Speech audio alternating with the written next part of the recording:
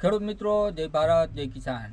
મિત્રો, આપણે ભાવની જે વાત કરી છે કે સરકાર ખેડૂતને દર વર્ષે 20 કિલોમાં 10% ભાવ વધારીને આપે.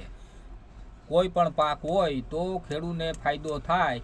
બાકી 1000 દીએ 1500 દીએ 1000 દીએ 1500 એમાં ખેડૂત ઊભા થાય એમ નથી કોઈ દી. લેણા ઉપર લેણા ચાલુ જ થાય. અને આ વર્ષે તો એટલો ખેડૂત ઉપર અત્યાચાર થયો છે. ટેકાના ભાવ છે નહીં. અને એટલે વરસાદનું નુકસાન છે મિત્રો.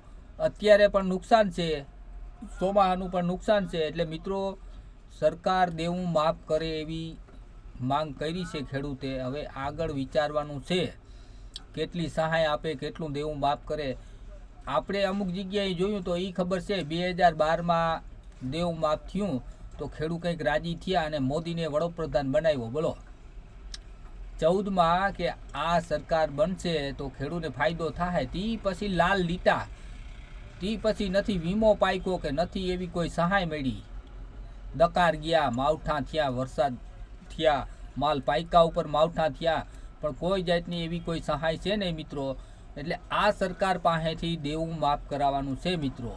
આજે આ વરસ બગડ્યું, દિવાળી બગડી અને હવે વરસ બગડ્યું. એટલે મિત્રો, સરકાર દેવું માફ કરે તો ખેડૂતને ફાયદો થાય એમ છે. બાકી 10-20 હજાર આપે તો આમાં કોઈ જાતનો ફાયદો નથી. અને ટેકામાં 200 મણ રાખે તો ખેડૂતને ફાયદો થાય. બાકી 50-60 મણ રાખવી હોય ને તો ખેડૂત અત્યારે કહે છે કે અમારે દેવી નથી. મેં એવી પણ વાત સાંભળી મિટિંગમાં, ખેડૂત કહે 50-60 મણ રાખવી હોય ને તો અમારે ટેકામાં નથી દેવી, વિચાર્યું પછી. એટલે ખેડૂત મિત્રો, જાગો, જોડાઈ જાઓ. જય ભારત, જય કિસાન.